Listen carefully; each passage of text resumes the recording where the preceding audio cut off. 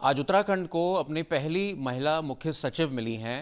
1988 batch की IAS officer Radha Raturi ने आज मुख्य सचिव का चार्ज लेने वाली हैं और इसको लेकर पूरे प्रदेश में हर्ष और उल्लास का माहौल है। खासतौर से जो वुमेन ऑफिसर्स हैं उत्तराखंड सरकार में जो काम कर रही हैं या फिर वुमेन एक्टिविस्ट हैं, वो राधा रतूड़ी को एक काफ़ी उम्मीद की किरण से देख रही हैं। हम देखते हैं कि प्रधानमंत्री मोदी हों या चाहे मुख्यमंत्री पुष्कर सिंह धामी हो, आजकल महिलाओं के जो मुद्दे हैं उनको एड्रेस कर रहे हैं और राधा रतूड़ी के मुख्य सचिव बनने से इसमें काफ़ी तेज़ी आएगी। बड़ी बात है कि राधा रतूड़ी एक टाइम में एस्पायरिंग जर्नलिस्ट थी और इंडिया टुडे को भी वो ज्वाइन करने वाली थी, लेकिन फिर उन्होंने आईएएस सर्विसेज को चुना और वहाँ सेलेक्ट हुई। वर्तमान में जो उत्तराखंड के डीजीपी हैं वो भी इंडिया टुडे से हैं, तो एक बड़ा कोइंसिडेंस है और इंडिया टुडे ग्रुप के लिए गर्व की बात है। हमारे साथ बातचीत के लिए मौजूद हैं राधा रतूड़ी जी, उनसे बात करते हैं। मैम, सबसे पहले बहुत बहुत शुभकामनाएं आपको। आज आप उत्तराखंड की मुख्य सचिव बन रही हैं, क्या प्राथमिकताएं रहेंगी और किस तरह से आगे का सफर है? बहुत बहुत धन्यवाद आपका। और मैं आपके माध्यम से पूरे इंडिया टुडे ग्रुप को भी बहुत शुभकामनाएं देना चाहती हूँ, क्योंकि मेरी बहुत इच्छा थी इंडिया टुडे ज्वाइन करने की बॉम्बे में, लेकिन तब तक मेरा इंडियन इन्फॉर्मेशन सर्विस में सिलेक्शन हो गया था, तो फिर मैं सरकारी सेवा की तरफ चली गई थी। लेकिन बहुत अच्छी मैगज़ीन है इंडिया टुडे और मैं कंटिन्यूअसली उसको पढ़ती हूँ और आपको उसके लिए बहुत बधाई।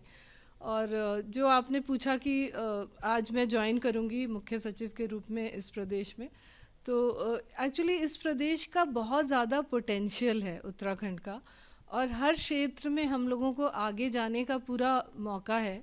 तो जो माननीय प्रधानमंत्री जी ने कहा है कि ये दशक उत्तराखंड का दशक होगा, और माननीय मुख्यमंत्री जी भी उसी विजन को आगे ले जा रहे हैं। और जो उनके बेसिक गाइडेंस हम लोगों को रहती है कि सरलीकरण, समाधान, निस्तारण और संतुष्टि कि हर जो प्रक्रियाएं हैं सरकार में वो सरल होनी चाहिए और अंतिम व्यक्ति तक हम लोगों की योजनाओं का लाभ पहुंचना चाहिए। तो इसी मिशन पे, इसी विजन पे मैं आगे काम करूंगी और एज अ टीम हम लोग पूरी ब्यूरोक्रेसी को एज अ टीम हम लोग आगे ले जाएंगे। सभी अधिकारी अपना फुल पोटेंशियल देंगे, जिससे प्रदेश हमारा आगे बढ़ेगा।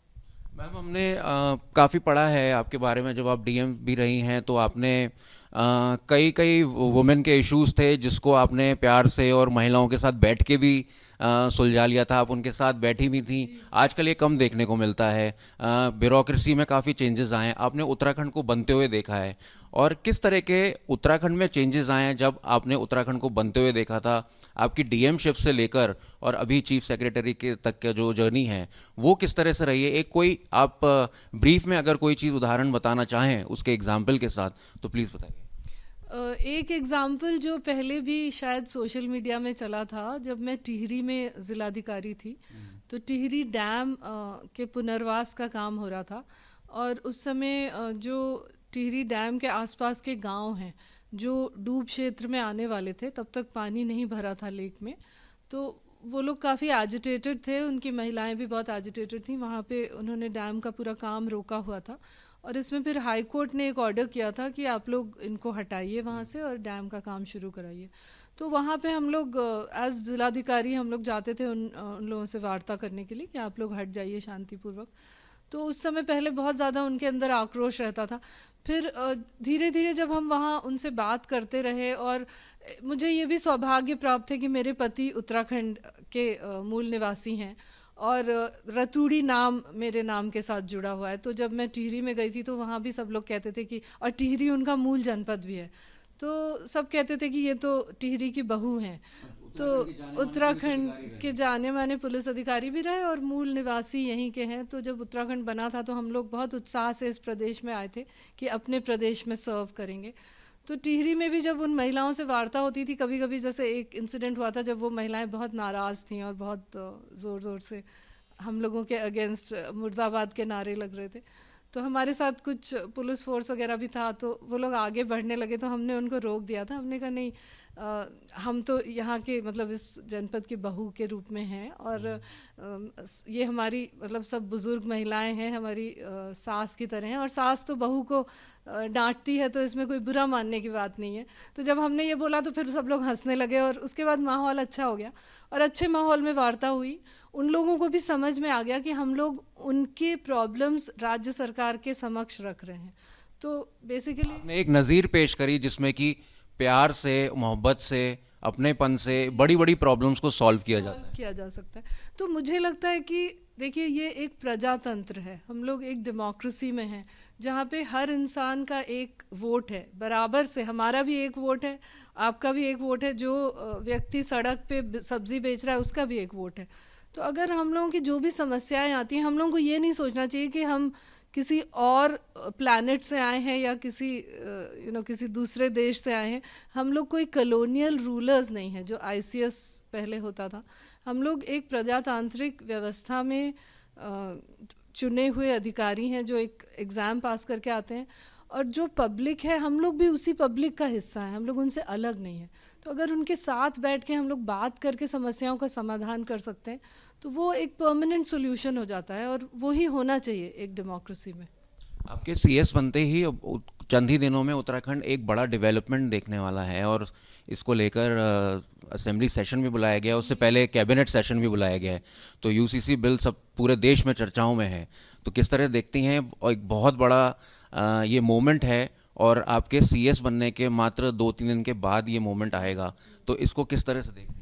मेरे लिए तो ये पर्सनली एक बहुत ही मतलब वाटरशेड मोमेंट है, जो उत्तराखंड में यूसीसी की कमेटी अपनी रिपोर्ट प्रस्तुत करेगी मुख्यमंत्री जी को 2 तारीख को।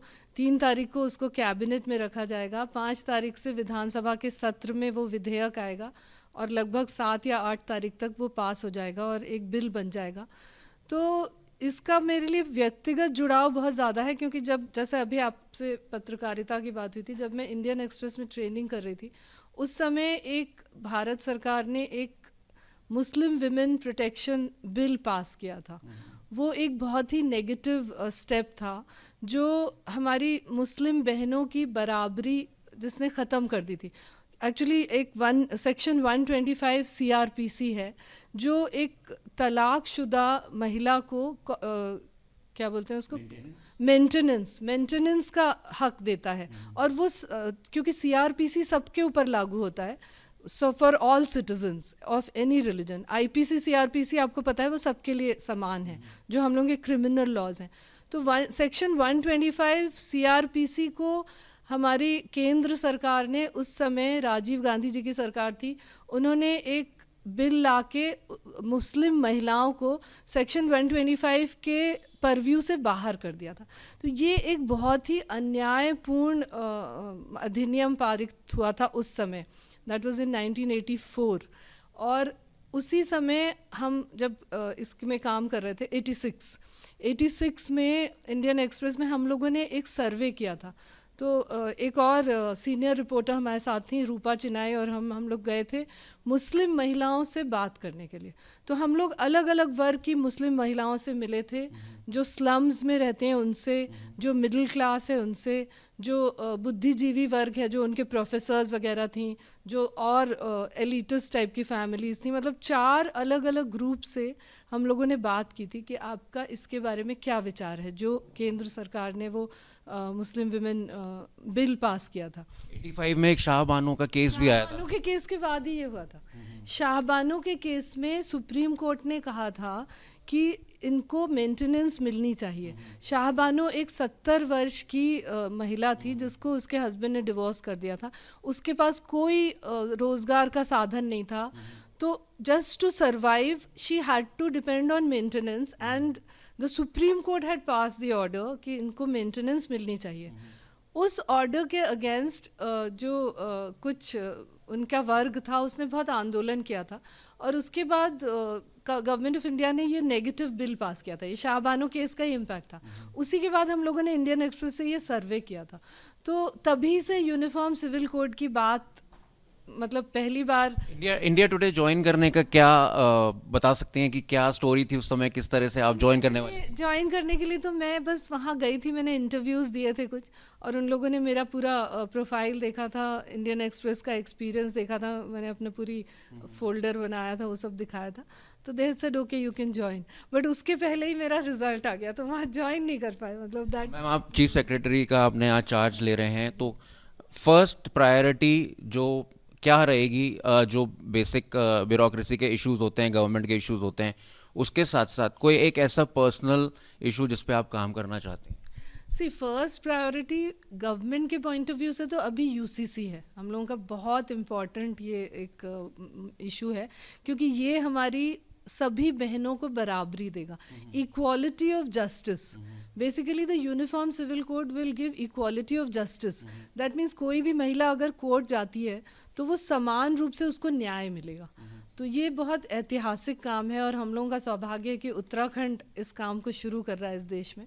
तो अभी फर्स्ट चीफ सेक्रेटरी बन रही हैं, कैसा लग रहा है?